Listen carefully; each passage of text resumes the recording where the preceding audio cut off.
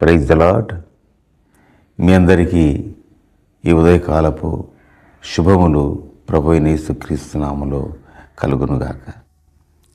నేటి వాక్య ధ్యానం యెషయా గ్రంథము 9వ అధ్యాయము 1వ వచనాన్ని చదువుకుందాం. అయినను వేదన పొందిన దేశం మీద మబ్బులు నిలువలేదు. అయినను వేదన పొందిన దేశం మీద మబ్బులు నిలువలేదు. దేవుడు ఎంతైనా నమ్మదగినవాడు. ఆయన మన ఎడల కృప చూపేవాడు. మనం ఈ వాక్య భాగాన్ని ఆలోచించేస్తే ఆకాశంలో మబ్బులు చూస్తాం, సూర్యుని అడ్డుకుంటుంటాయి, కానీ అవి ఎంతోసేపు ఉండలేవు. ఆ తర్వాత చక్కని వెలుగును మనం పొందుకుంటాం. క్రైస్తవ జీవితంలో శోధన, వేదన, బాధ, దుఃఖము, వ్యతిరేకతలు ఇవన్నీ కూడాను మబ్బులు లాంటివి అని మనం మర్చిపోకూడదు. విశ్వాసులమైన మనము వాటి ప్రభావానికి లోను కాకూడదు. ఎందుకంటే అవి నిలిచే మబ్బులు కాదు, మబ్బులు లాంటివి ఇవన్నీ కూడా. అవి దేవుని బిడ్డలపై ప్రభావం చూపలేవు. అంతలో కనపడతాయి, అంతలోనే అవి మాయమైపోతాయి. దేవుడు మనతో ఉంటే వాటిని మనము లెక్క చేయవలసిన అవసరం లేదు. మరణఛాయల్లాంటి ప్రమాదాలు ఉన్నా తన ప్రజలకు ఆయన వెలిగిస్తాడు, దుఃఖాన్ని కొట్టివేసి సంతోషాన్ని అనుగ్రహిస్తాడు. దేశం అంటే మనుషులమే కదా. ఈ మనుషుల్లో కొందరు ప్రత్యేకించబడిన వారు ఉన్నారు. వారెవరంటే నీతి సూర్యుడైన యేసయ్యను నమ్ముకున్న బిడ్డలు. ఈ శ్రమలు, ఈ నిందలు, అపనిందలు ఇవన్నీ కూడాను మబ్బులు. అవి విడిపోతాయి. ప్రభువే మనకు నిలిచి ఉంటాడు. ఆయనే మనకు జయమిచ్చేవాడు.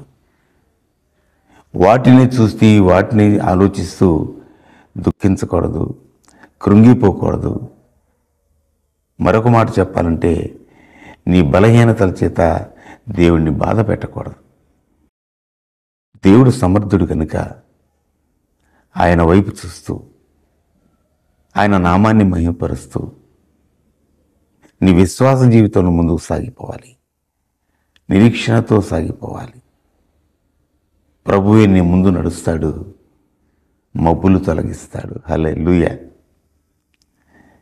మరి ఇలాంటి మబ్బులు లాంటి ఈ కొద్దిపాటి వాటికే నువ్వు కృంగిపోతే మరి ముందు ముందు రాబోయేటువంటి శోధనలు ఎలాంటివో మనకు తెలియదు.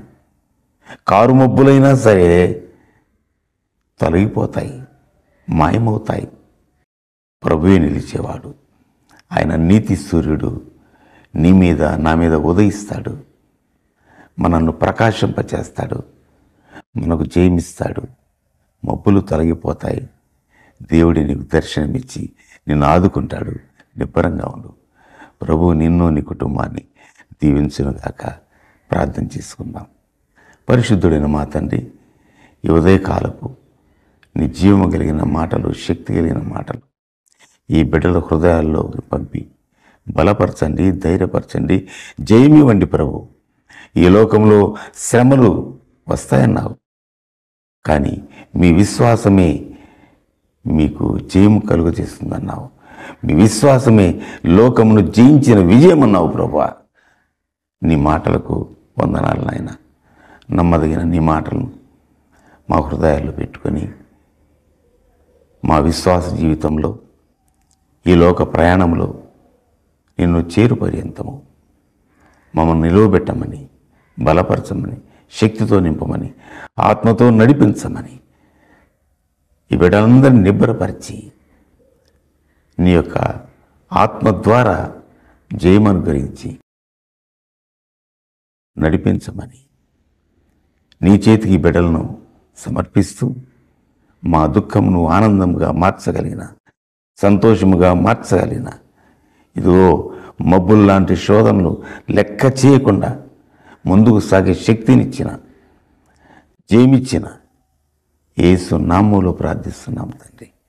ఆమేన్. God bless you all.